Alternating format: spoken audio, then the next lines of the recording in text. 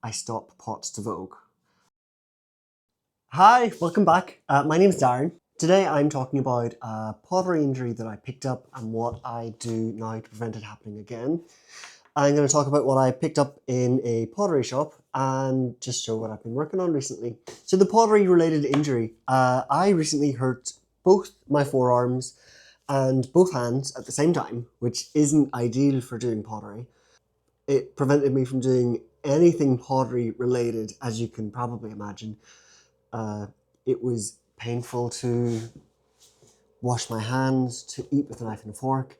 I couldn't grip anything. Like it wasn't serious, but it was really irritating. I think it was tendonitis, and what I think caused it was I think it was from overworking, not taking breaks, not stretching, and bad form. A combination of all of that. How it started for me was I had a little bit of pain in my first joint of my index finger.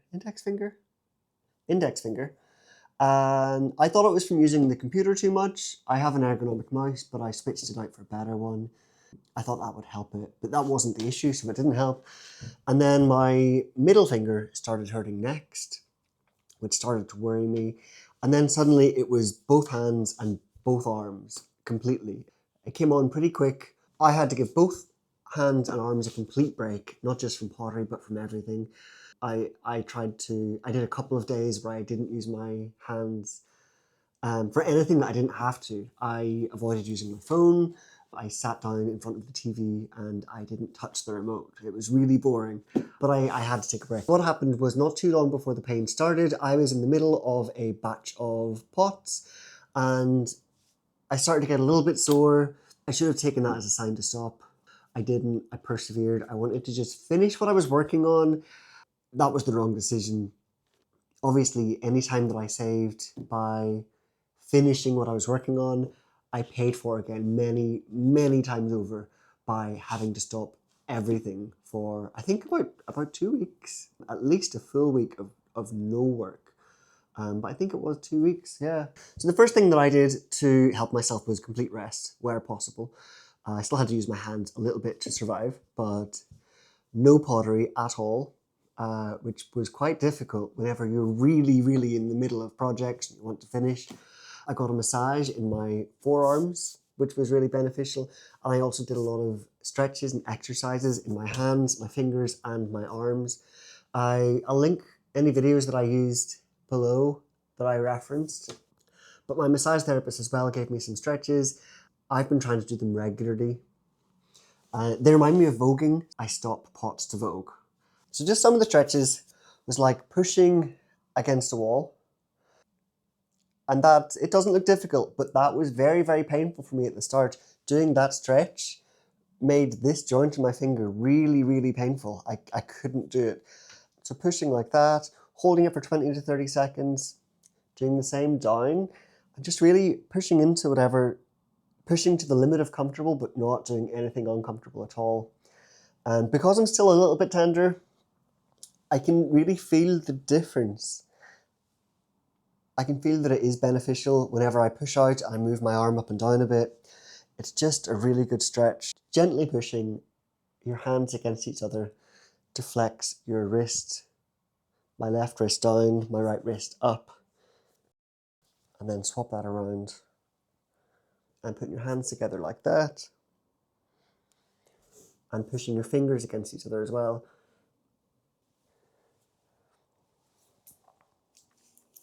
So I make a point of doing that regularly. As I said, I was out of the studio, out of pottery completely. And then I came back. I was well rested. I had so much to do. So I did too much again in one day and I could feel my arms going a little bit again. So I'm taking another break. Even with the breaks to stretch, I just feel that I'm not fully recovered yet. So I'm going gently on myself. The form that I mentioned, I did not realize how much I was wedging my clay until I did my video on doing clay reclaim. And I think I mentioned that I was going to do a really quick wedge on the clay and then proceeded to wedge it excessively yeah, it really opened my eyes to how much I was wedging. And my wedging table is too high. This is just a big plaster bat on top of like a workbench, a work table, not sure what they're called. Really, it should be the ideal height for me. I'm the one using it the most. I'm moving soon, so I'm going to be making sure my next wedging table will be the right height for me. And that's where my bad form is. But anything that you're doing repetitively, I think just taking regular breaks, pausing, stretching, and then going back into it. I want to be able to do pottery for years to come without worrying about injuring myself. That's the quick note about the stretches and why I vogue for pottery. But the fun bit is the pottery shop haul.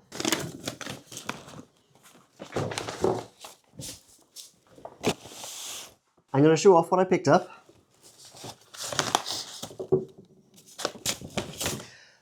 This pottery shop is like the adult version of a sweet shop. The walls have all the different brands and all the different types of glazes and underglazes, and there are tables in the middle with every tool that you could want, and kilns, and there's a downstairs bit with clay and kiln furniture and more kilns. It's incredible. The woman who runs it is fantastic. She's so nice. Yeah, let's see what I got. So I've been wanting to do some underglazes on wet clay. So I picked up some of those. I got some Mako Stroke and Coat Wonder Glaze. So I think this can go on fresh clay and bisque. Can be applied to clay, blah, blah, blah, blah, blah. Yeah, I saw this really cool potter doing like flower details on freshly, well, not freshly thrown, but leather hard pots, and I really want to give that a go. I tried to get a small selection. I've got Green Thumb, Irish Luck, Teal Next Time, Just Froggy, so they're all greens and blues, Can't Elope, which is like a orangey yellow, and Ruby Slippers. They were expensive enough. They were €6.20 per small tub. I wanted a selection rather than one big tub. I want to try them out and paint different things. So I really can't wait to try those. I got a new glaze, Smoky Merlot. This is by Amico, cones 5 to 6. I fired a cone 7. It'll be fine. I don't worry too much about the firing range that the glazes say, therefore I think give a little bit of give. But for best results, you should obviously do what they say. I think that's a lovely colour. I've definitely seen a lot of people using this one. I almost picked up more of the seaweed because I'm running low on that, but I figure until I run out, if I'm buying another glaze, I want another colour. I got Mako Stoneware Stoned Denim. This is for cones 5 to 10. These are both food safe. I think it looks like a lovely colour as well. It's a blue that looks to break nicely to show off some browns underneath. I'll do some close-ups of the picture of the glaze, but I'll definitely be testing these.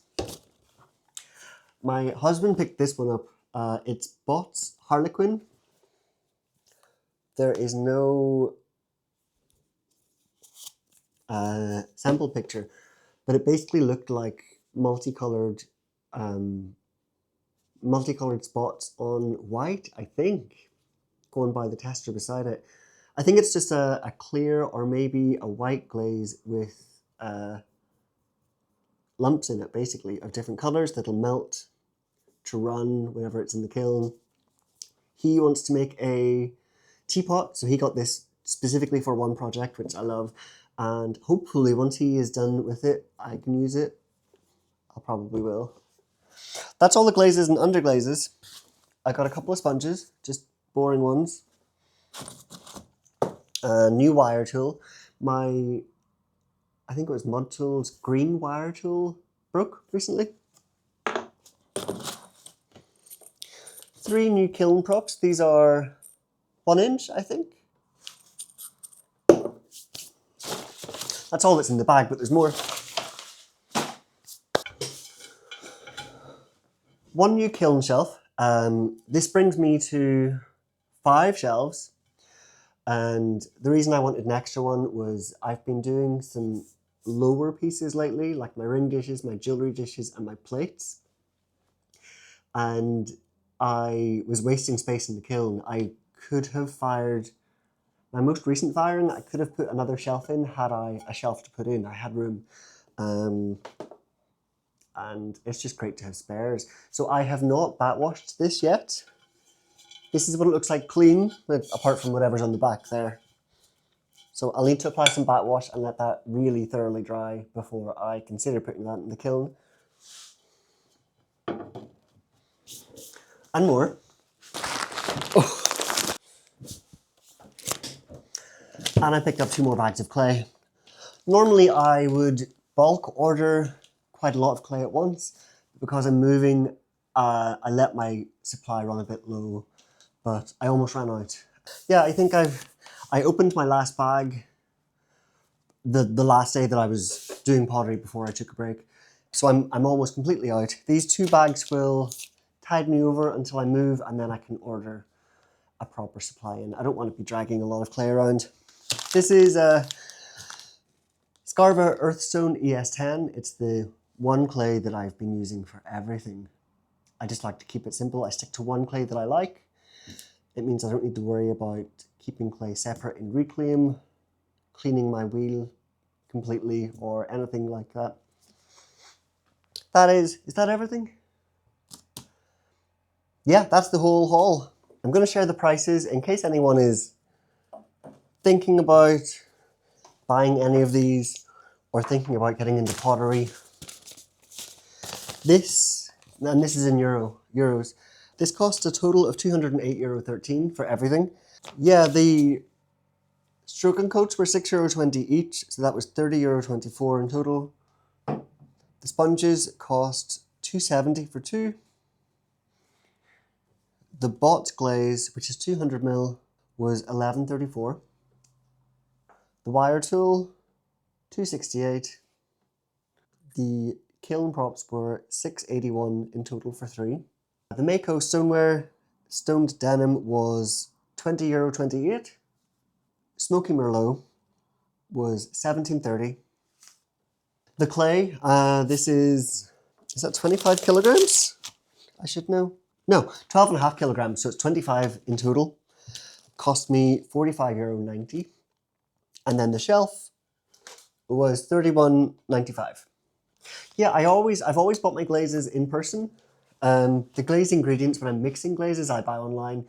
But yeah, I really love looking at all the colors. But I don't think I'm moving. There aren't any pottery shops as nice where I'm moving to. So I'll be buying them online in the future. And then what I've been working on. So the day's throwing that I did before I had to take another break from my hands and arms. Oh, I've got 2 bowls on the go, but they will not be bowls when I'm finished with them.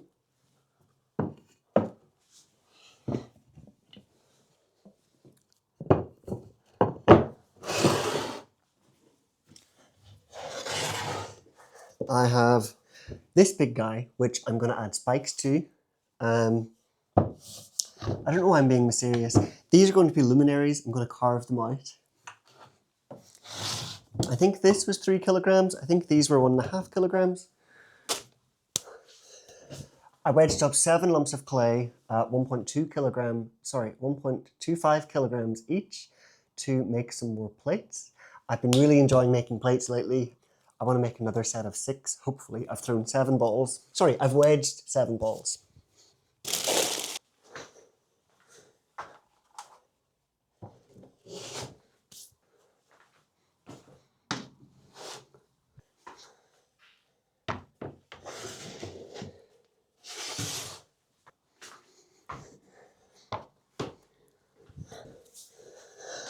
And I've thrown loads of mugs. So 4, 7, 8, 9, 10, 11, 12, 13, 14, 15, 18. I threw 18 mugs. Or they will be mugs. I don't actually make that many mugs. So I thought I would try experiment a little bit with heights and with amounts of clay to see if I pick one that I like to keep doing it. This is only 3 variations, but these two are 450 grams in total I used, and they were 12 centimeters tall when freshly thrown, 9 centimeters wide, I think. 2 of those, I thought they'd be too big, and they are a bit big, but I think they might be really nice tankards. And then I threw 7 that were 450 grams but 10 centimeters tall, just to experiment with the stockier but heavier. These have all been trimmed as well. And they're nice solid weight.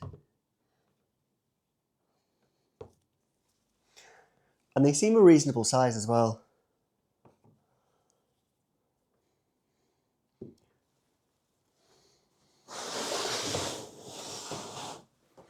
And then these to the right were 400 grams but 10 centimeters tall. Not a massive difference between the 3 types, but just finding my flow. And it's fun to experiment. And I think I'm happy with these. I think the 400 grams but 10 centimeters tall feels good. And I think the 450 grams and 12 centimeters tall feels like a great other choice, other option. But they're very similar. I don't know that you would tell them apart by feel even, but just the extra 50 grams is unnecessary. I could probably pare it down a little bit more, but I like a stocky mug. And yeah, I've been keeping those in the damp press so that I can put handles on them once I'm feeling better. And is that everything I've been working on? Oh, no, it's not.